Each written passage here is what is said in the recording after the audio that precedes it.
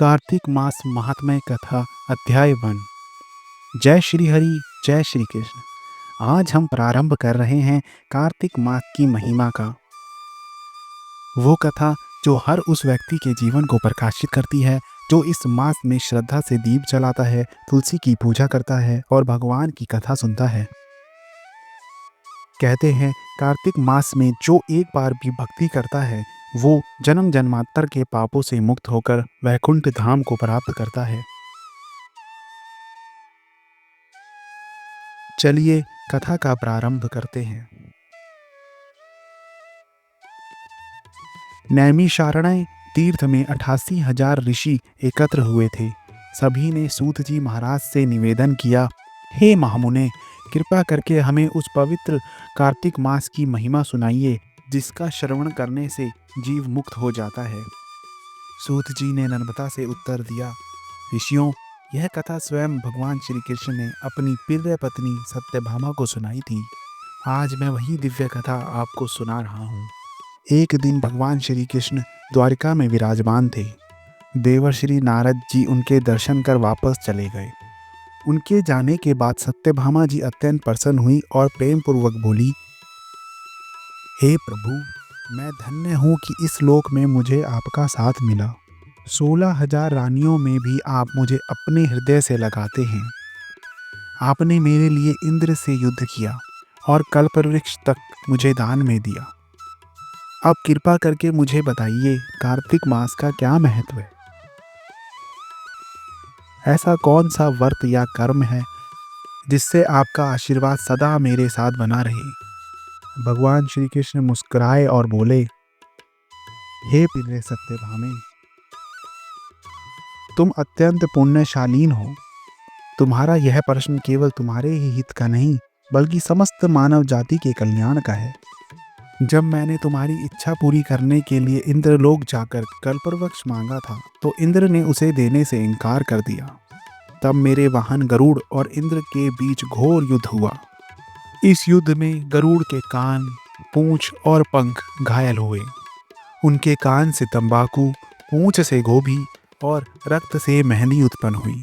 इन तीनों वस्तुओं का उपयोग करने वाला व्यक्ति मोक्ष का अधिकारी नहीं बनता।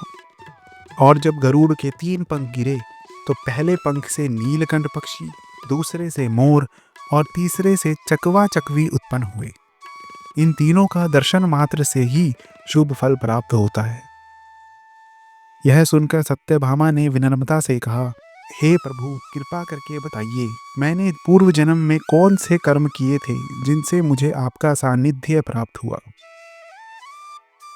मैं कौन थी, किस कुल में जन्मी थी और कौन से पुण्य से आज मैं आपकी अर्धांगिनी बनी? भगवान श्री कृष्ण बोले, हे प्रिय, सतयुग के अंत में मायापुरी नामक नगर में देव शर्मा नामक एक ब्राह्मण रहता था। वह वेद शास्त्रों का ज्ञाता, अतिथि सेवा और सूर्य पूजा का अनन्य भक्त था। वृद्धावस्था में उसे गुणवती नाम की कन्या प्राप्त हुई।